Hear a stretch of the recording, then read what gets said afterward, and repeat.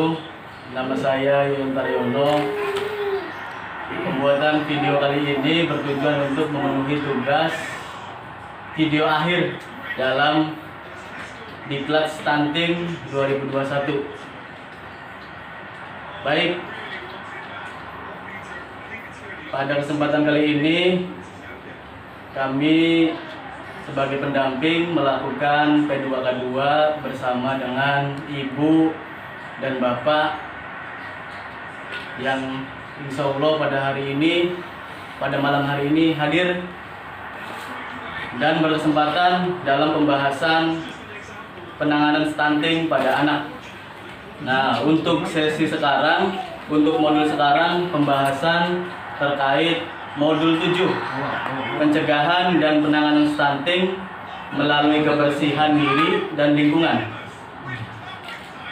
Baik ibu-ibu, bapak-bapak, kemarin kita sudah mengerti pembahasan terkait dari penanganan stunting banyak sekali ya Bu ya. Ya. Nah, untuk sekarang kita fokus kepada penanganan stunting melalui kegiatan cuci tangan CTPS, cuci tangan pakai sabun. Nyoblos Pak CTPS. Cuci tangan pakai sabun. Nah, perlu kita ketahui bersama bahwasanya kenapa kita harus mencuci tangan pakai sabun, Bu? Ya ibu-ibu kan kalau setelah mencuci baju, mencuci piring, kemudian menyuapi anak makan, itu pasti mencuci tangan, walaupun tidak kami suruh. Akan tetapi di sini kami harapkan kepada ibu-ibu fokus untuk mencuci tangan harus menggunakan sabun, karena sabun itu menghilangkan kuman.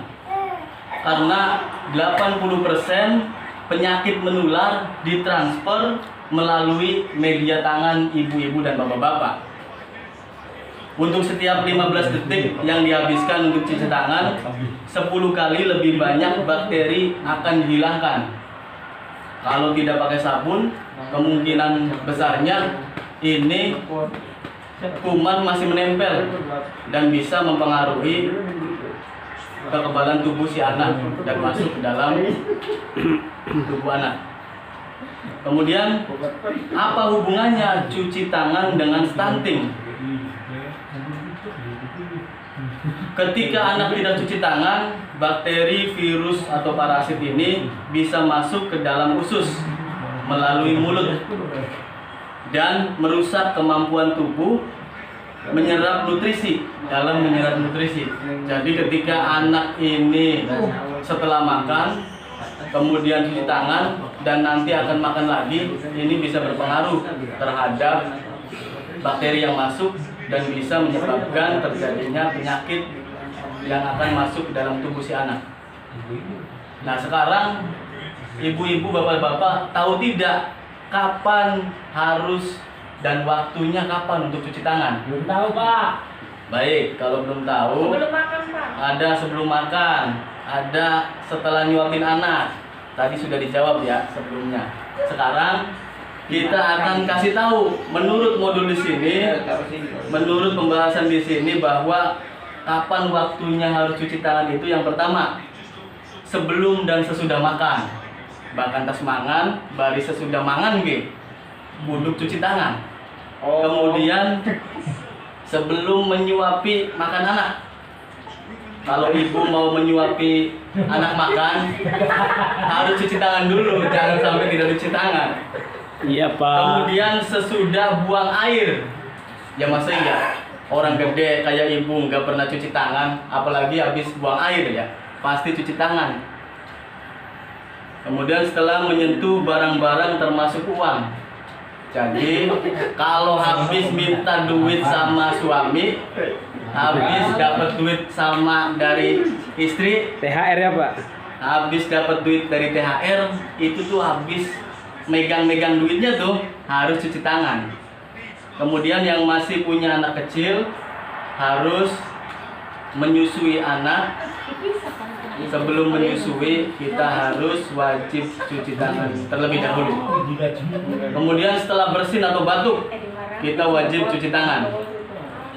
Kemudian apakah ibu dan bapak tahu kapan sih, apa sih manfaatnya cuci tangan? Tahu nggak ibu manfaatnya cuci tangan? Nggak tahu Pak. Kalau nggak tahu, baik, di sini ada membunuh kuman penyakit yang ada di tangan.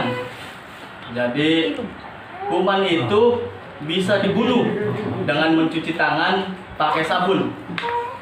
Kemudian mencegah penularan penyakit seperti diare, disentri, kolera disentri, tipes, cacingan, dan lain-lain.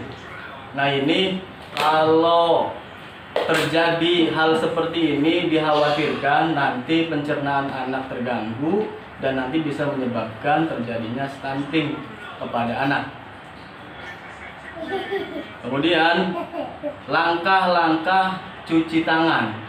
Ya biasanya ibu dan bapak sudah tidak diajarkan juga, sudah pasti paham cara mencuci tangan. Tapi jangan hanya cuma cuci-cuci tangan aja Bu, ada cara-caranya. Menurut Kementerian Kesehatan Republik Indonesia, cuci tangan pakai sabun itu ada 6 langkah cara.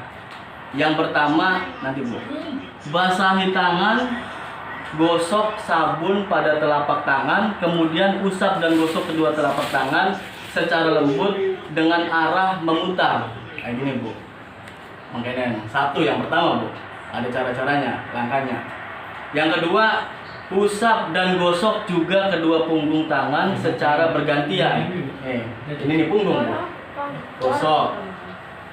Yang ketiga, gosok sela-sela jari tangan hingga bersih. Nah, di sini ada jari-jari tangan, kita gosok-gosok biar sela-sela jari tangan ini kita bersih. Kemudian yang kelima, gosok dan putar kedua ibu jari secara bergantian. Nah, ini ibu jari kita putar pakai sabun secara bergantian.